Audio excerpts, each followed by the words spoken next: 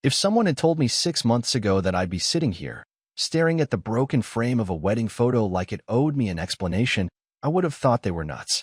My name's Brian, I'm 39, and until a few weeks ago, I thought my life was the kind most people quietly envied. I had a house I could afford, a job that didn't make me hate myself, 2 German shepherds that loved me more than most people ever would, and a wife I'd built a decade of memories with. And that's the real kicker. Because all of this, the normalcy, the stability, the sense that my life had a dependable rhythm, was built around her. Emily. And like the foundation of a house eaten through by termites, it only took one discovery to bring it all crashing down. You see, I wasn't looking for anything. That's the part that messes with your head. You hear about guys checking phones or following their wives around because they're suspicious. That wasn't me. I wasn't suspicious. I was tired. Life had become this steady grind, and I was just trying to make it to the next weekend, the next pay cycle, the next night where we could sit in front of the TV and pretend the silence wasn't growing between us. We weren't fighting. We weren't miserable. We were comfortable. At least, I thought we were. The first time I felt that gnawing tug in my gut, I ignored it. It was a Tuesday, I think. She came home late, said her coworker, Jessica, had a meltdown over a client pitch, and they went out for drinks to vent. No big deal, right?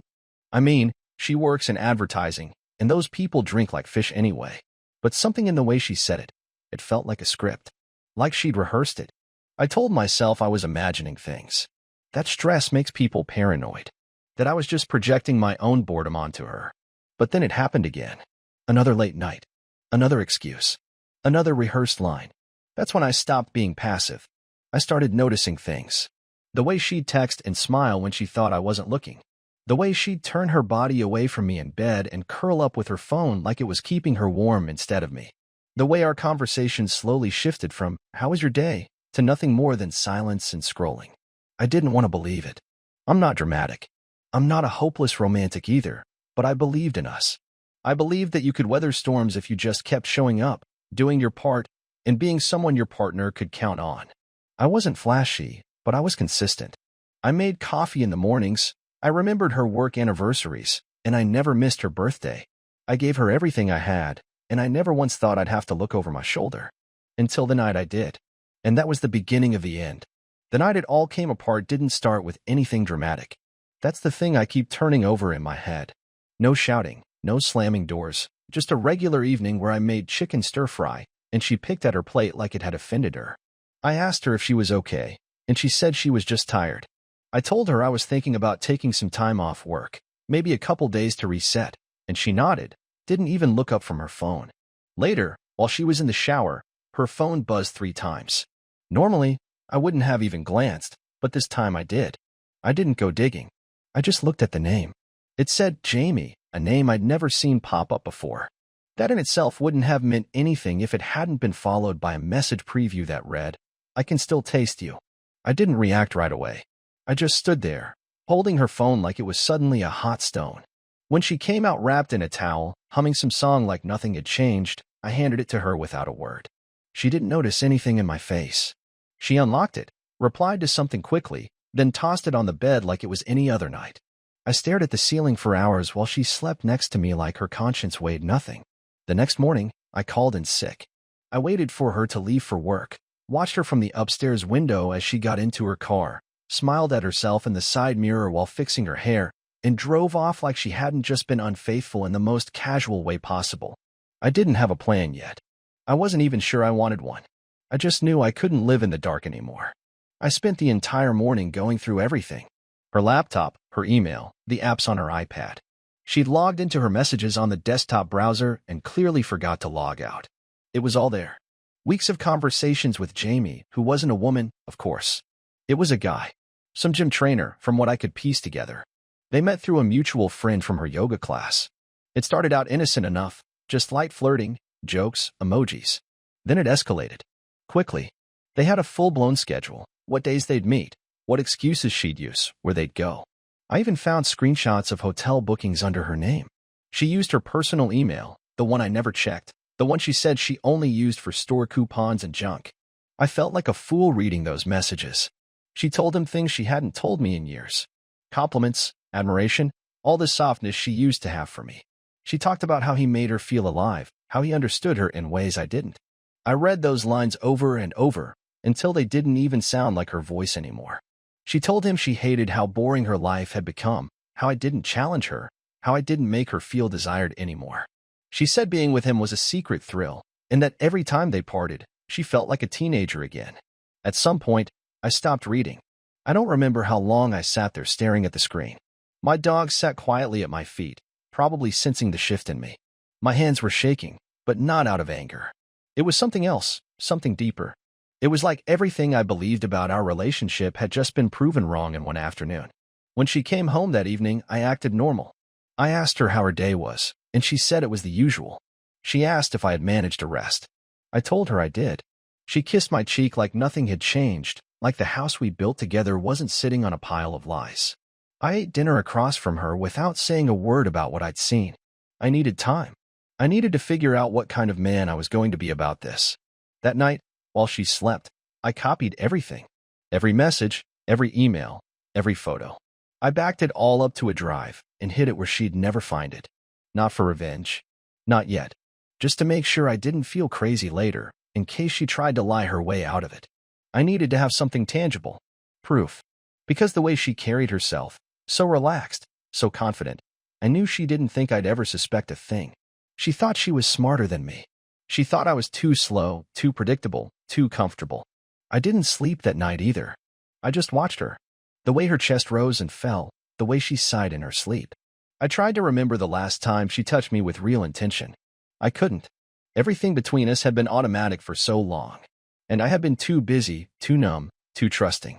In the morning, she went off to work again, and I stood by the door after she left, holding my coffee, thinking about how easy it is to not see something until it's right in front of you. I wasn't sad. Not yet. I wasn't angry either. I was in a place beyond those emotions, somewhere detached, watching my own life play out like it belonged to someone else. I knew the confrontation was coming. It was just a matter of when and how, but I wasn't going to rush it. She had built a house of lies, and I was going to burn it down brick by brick. Just not yet. First, I needed to see how far she'd go, how deep the betrayal ran. And then I'd decide what came next. It was a Friday evening when I finally decided it was time. I had gone over every word of those messages more than once, memorized dates, locations, little inside jokes they shared that I now couldn't unhear. I gave myself 4 days after discovering everything, for days of acting like nothing had changed, for days of quiet dinners and casual goodbyes and pretending I wasn't staring at someone who had lied to me with the ease of a professional. I needed her to feel safe, to think she had pulled it off, to let her guard down fully so I could confront her without any escape routes. I chose Friday because I knew she had no plans, because I had checked the calendar on her phone while she showered, and it was the only day where she hadn't blocked out a time slot that would lead her to Jamie. I needed her to be present in this house when I tore everything apart. We had just finished eating. I made spaghetti because it was her favorite, and I wanted her to have no warning, no clue that I knew. She laughed at something on her phone while scrolling through social media. I watched her carefully, and when she looked up at me and said something about how work had been stressful, I interrupted her. I said her name once. Just once. The way I said it must have landed differently because her expression shifted. She put her fork down slowly and asked what was wrong. I didn't answer immediately. I stood up, walked into the living room, and grabbed the folder I had prepared. It was black, thick, neatly organized with timestamps, printouts, and a note at the very top. I handed it to her without saying a word. She opened it with this confused look on her face, and as her eyes scanned the first page, I watched her mouth twitch. She flipped the page, saw a printed copy of a hotel reservation, and then another page filled with messages. I waited. She didn't say anything for a while. Just kept flipping, her eyes scanning faster now, her breathing shifting. When she finally looked up at me, she didn't deny it. Where did you get all of this? I didn't respond to her question. I just stared back and asked, how long has it been going on? She looked down again, then back up. It's not what you think. That sentence hit me harder than I expected. Don't insult me, I said. I read the messages. I saw the dates, the photos, the hotel confirmations. It's exactly what I think. She started to shake her head. You don't understand, Brian. I didn't plan for this. It just happened. I laughed, but there was nothing funny about it. You didn't trip and fall into a hotel bed with him 3 different times. You didn't just end up with your clothes off in someone else's apartment by mistake. You had to plan those moments. You had to lie. You had to tell me you were working late, that you were with Jessica, that you were exhausted from meetings. You lied with so much ease I almost admire the performance. Her face changed then. The guilt in her eyes started to fade, and something else crept in, defensiveness. You think this is all my fault? Do you even realize how distant you've been? How checked out you've been for the last year? You're always tired. Always quiet. Always distracted. I felt alone in this house for months before Jamie even existed. I didn't move. I didn't flinch. So your solution to that was to fuck someone else? To lie to me? To build a second life behind my back instead of talking to me? She stood up now, folder still in her hands. I tried talking to you, Brian. I tried bringing things up, but you never wanted to listen. You just nod and go back to whatever you were doing. It's like you stopped seeing me. You stopped being someone worth seeing the second you decided to step out of this marriage, I replied, my voice low. You didn't try to fix anything. You just looked for a distraction. She took a deep breath, trying to steady herself. You think this is easy for me? You think I don't feel terrible about it? You feel terrible because you got caught. She looked away then, and that told me everything I needed to know. She wasn't sorry for what she had done. She was sorry that it was out in the open, that the game was over, that the comfort of coming home to a husband who cooked for her and paid the bills and asked nothing in return was about to disappear. I walked over to the coffee table and picked up my phone. I've already spoken to a lawyer. I'm not playing the victim here, but I'm not letting you rewrite the narrative either. You cheated. You lied. And I'm done pretending like this is something we can talk our way out of. She crossed her arms, eyes brimming but no tears falling. So that's it? You're just going to throw away 10 years. No, I said. You did. I'm just cleaning up the mess you left behind. The room went quiet after that. Neither of us moved. The house felt smaller, tighter. I watched her look around like she was seeing the furniture for the first time, as if she was only now realizing that this was all over. She tried to say something else, but I didn't let her. I turned and walked up the stairs. I didn't slam the door. I didn't scream. I left her standing there with the folder still in her hands, holding the proof of everything she destroyed. I didn't sleep that night. I didn't even try. I sat in the upstairs guest room with the doors shut, my laptop open and a notepad next to me, going over everything I had already planned in my head before the confrontation happened. I wasn't interested in yelling matches or begging her to explain herself further. That part was done. What came next wasn't about closure. It was about control. It was about making sure she understood that the damage she caused didn't just end with broken trust. It had consequences. I didn't want an apology, and I didn't want revenge in the way people usually mean it. I wanted her to feel the weight of her choices in a way she couldn't ignore.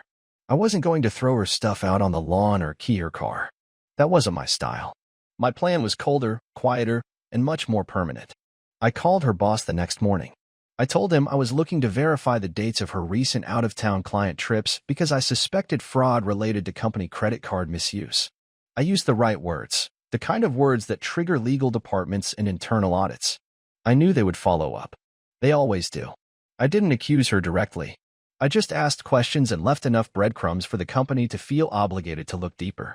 A few of her hotel bookings were tied to those trips. If they started digging, they'd find inconsistencies.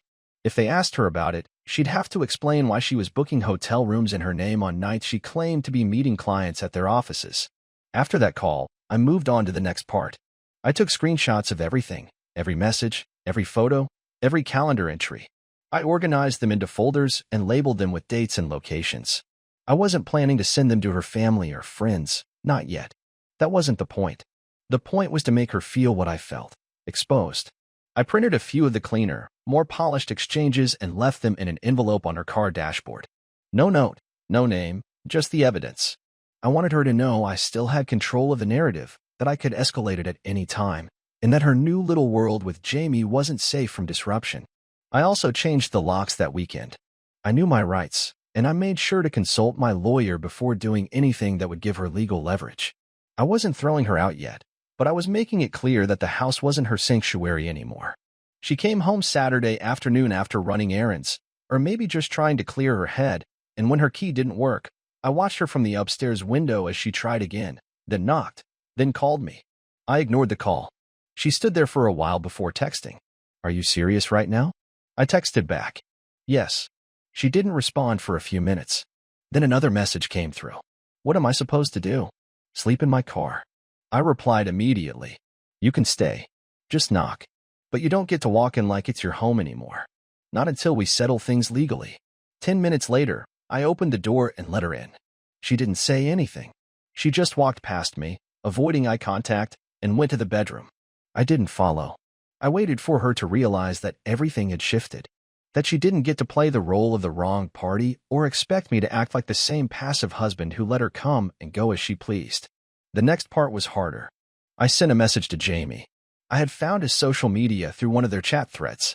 I didn't threaten him. I didn't insult him. I just introduced myself, told him I was Emily's husband, and let him know I was aware of their relationship. I told him I wasn't interested in drama, but I thought he should know that she wasn't being honest about the situation at home. I included one screenshot, a message where she told him I had become emotionally abusive and cold and that she was afraid to leave me. I ended it with, "I'm not here to argue. Do what you want with this." He never responded, but he blocked me, which told me everything I needed to know. I didn't care if they stayed together or not. That wasn't the point. The point was to pull the curtain back and let them sit in their mess without the illusion that nobody else knew. If she wanted to build a new life on lies, she'd have to start by explaining the old ones. That Sunday, I went through our shared accounts and separated everything. I removed her name from anything I could. I opened new bank accounts, rerouted my paycheck, and took my name off the utility bills she managed. She'd notice when the bills arrived and her credit card got declined. I wanted her to feel it financially, not out of spite, but because that's the only language that sticks when emotions stop meaning anything. I wasn't cruel in the traditional sense. I didn't shout at her. I didn't humiliate her in front of others. I let the reality of her choices hit her in silence, through logistics and consequences. No one talks about the aftermath of betrayal in terms of spreadsheets and legal forms, but that's where the real dismantling happens. She was used to me handling all the details while she focused on herself. Now, she'd have to do it alone. When I saw her Monday morning, dressed for work but looking like she hadn't slept, I asked her one simple question before she left. "Did he know you were married when it started?" She looked at me, tired, broken, maybe a little angry. "No." I told him a few weeks later. I nodded. I hope he was worth it. And then I walked away. For a few days, the house turned into a space where two strangers quietly shared the same address. She moved like someone under constant surveillance, not saying much beyond the essentials, and I wasn't interested in breaking the silence. I was past the stage of wanting answers. I already had them, and they weren't satisfying. What I wanted now was clarity about the future. I had scheduled a meeting with the divorce attorney, and I was waiting for the documents to be prepared. In the meantime, I needed to figure out the logistics of our separation, and that meant one final conversation. No screaming, no blaming, just the facts and whatever final honesty could still be squeezed out of a relationship that had already bled dry. It was a Thursday evening when I finally asked her to sit down. She had just come in from work, dropped her bag by the door, and looked like she'd been running on fumes all day. I was sitting at the kitchen table with a folder in front of me, not the same one from before, but a new one filled with paperwork, divorce documents, asset lists, and a calendar to sort out who would be moving out and when. She sat across from me without needing to be told. She probably knew this was coming. We looked at each other for a few seconds before anyone spoke. "I have the paperwork ready," I said. "I've already signed my side. You'll need to go through it with your own lawyer, but it's straightforward. No fights over property, no alimony. I'm keeping the house for now, but we can talk about selling it if you want your share of the equity." She nodded slowly. "I thought you'd say that." "I figured that was the least complicated route," I replied. "We've both wasted enough time already." She didn't argue. She didn't ask for anything more. For once, she looked small, not physically, but like someone who had realized too late how far things had gone. I could see in her eyes that she wanted to say something more personal, something not tied to bank accounts or home ownership, but I wasn't going to help her out with that. If she had something to say, she'd have to earn it. "I'm not going to fight you on any of this," she finally said. "I don't have the energy to drag this out." I didn't answer immediately. I studied her for a moment and then asked, "Why am?" She looked down at her hands. "I don't know if I can explain it in a way that'll make any sense." "Try anyway." She took a breath. He made me feel like I still mattered. Like I was more than just someone who cooked dinner and handled emails at work. It was attention, yes, but it wasn't just that. He listened. He asked about things that weren't just about bills or groceries or schedules. And for a while, I started to feel like I wasn't just disappearing into routine. I waited until she finished. You never told me you felt that way. I didn't think it would matter, she said, her voice quieter now. You seemed comfortable. Content. I didn't want to start a fight about feelings I wasn't even sure I could explain. But you were sure enough to cheat. She nodded, not trying to justify it anymore. That was the first time I believed she was actually being honest. Not excusing it, not dressing it up, just saying it like it was. I leaned back and looked at the window, the trees outside swaying gently, and I thought about all the days I came home tired, all the nights I passed on sex, all the weekends I spent fixing things around the house while she texted someone else. I didn't deserve this, I said. I wasn't perfect, but I didn't deserve it. She didn't try to disagree. That silence felt heavier than anything she could have said. I'm not angry anymore, I continued. I was. For days. But that passed. What I feel now is disappointment. Not just in you, but in myself for thinking this would last. For trusting someone who couldn't even be honest about being unhappy. I was afraid, she said, of what it would mean if I said out loud that I wasn't happy. Of what you'd think of me. Of what it meant for the life we built. You should have been more afraid of what would happen when I found out on my own. Her eyes welled up, but she wiped them quickly. She wasn't crying for me. She was crying for what she lost. For the comfort, for the man who didn't raise his voice even when he had every reason to. So what now? She asked. You'll move out by the end of next month. I'll give you time to find a place. If you need help with the process, I'll help. But I'm not offering anything more than that. We'll close the joint accounts. I've already started that. You'll get your share from the house when we sell it, if that's what you want. She nodded again, defeated but still composed. Okay. I closed the folder and stood up. This is the last real conversation we'll have about us. After this, it's just logistics. Brian, she said, and I paused without turning around. I really did love you. I turned my head just slightly. Then you should have protected that love instead of giving it to someone else. And with that, I walked away, leaving her at the table with the folder and whatever regret she had left. 2 months later, the house finally felt like mine again. Her stuff was gone. The drawers that used to be crammed with her scarves and skincare were empty, the closet no longer cluttered with outfits I used to compliment out of habit. The dining table only had one chair pulled out. It was quiet, but not the kind of quiet that made me feel alone.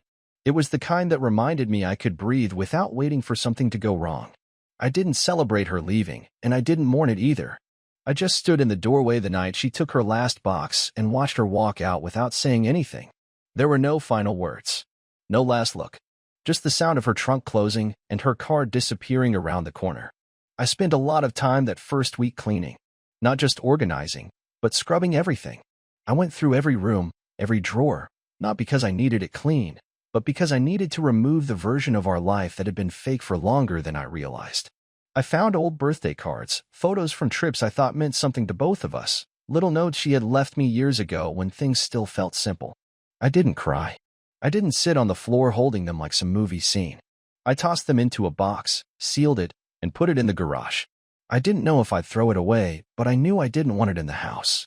Friends started reaching out once they found out. I didn't broadcast it, but word got around like it always does. Some asked if I wanted to talk. Others wanted to offer advice or tell me about their own breakups. I appreciated the effort, but most of the time, I told them I was fine. And I wasn't lying. I wasn't spiraling. I wasn't falling apart. I had already done my grieving in the silence, in the days before I confronted her, when I realized the truth but hadn't spoken it yet. That's when it hurt the most, when it was still a secret I carried by myself. My lawyer handled everything quickly. The divorce finalized without drama. She didn't contest anything, and I didn't push for more than what was fair. We split what we needed to, and left it at that. We haven't spoken since the day she left. No texts, no emails, not even a question about mail or bills. It's like we both silently agreed to erase the communication along with the marriage. I think that was the cleanest part of the entire ordeal. No drawn-out apologies, no attempts at friendship. Just done. I started sleeping better. I stopped waiting for her to come home late or trying to read into her body language. I stopped feeling the tension in my chest whenever her phone buzzed. And once that went away, I realized how much of my energy had been spent trying to maintain something that wasn't even real anymore. I didn't feel bitter. I didn't hate her. But I didn't miss her either. Not the version of her that chose someone else behind my back. Not the version that let me make dinner while she texted another man goodnight. People keep asking what I'll do now. Am I going to date again? Am I open to falling in love again? I don't have an answer for them. Right now, I like coming home to a quiet house where no one lies to me. I like waking up and knowing exactly who I am without having to filter it through someone else's disappointment. Maybe one day I'll meet someone new, but if I don't, I'm okay with that too. I learned that being alone isn't the worst thing that can happen. Living next to someone who's pretending is worse. Much worse. I go to the gym now more than I used to. I eat better. I talk to my brother more often, something I didn't realize I'd missed until he came over with beers one night, and we ended up talking until 2 in the morning. I think the best part about moving on is that I stopped performing. I don't have to play the role of the supportive husband or guess what version of myself will keep someone from leaving. I just get to be me, however boring or quiet or unexciting that might seem to someone else. There's a box in the garage with our wedding photo on top. I keep it there because throwing it out feels too final and keeping it inside feels too dishonest. I don't need to see it, but I don't need to destroy it either. It's not a symbol of failure. It's a record of what happened. For 10 years, I gave everything I had to someone who eventually looked the other way. That's not on me. That's just the truth. And I can live with the truth, even if it wasn't what I wanted. This isn't the story I ever imagined I'd tell about my marriage, but it's the story I lived. And if there's one thing I walk away with, it's that I know myself better now. I know what I can survive. I know what I'll never tolerate again. And most importantly, I know that no matter how badly someone lets you down, you don't have to carry the weight of their choices. You just have to walk away from it, step by step, one quiet morning at a time. And I'm doing just that.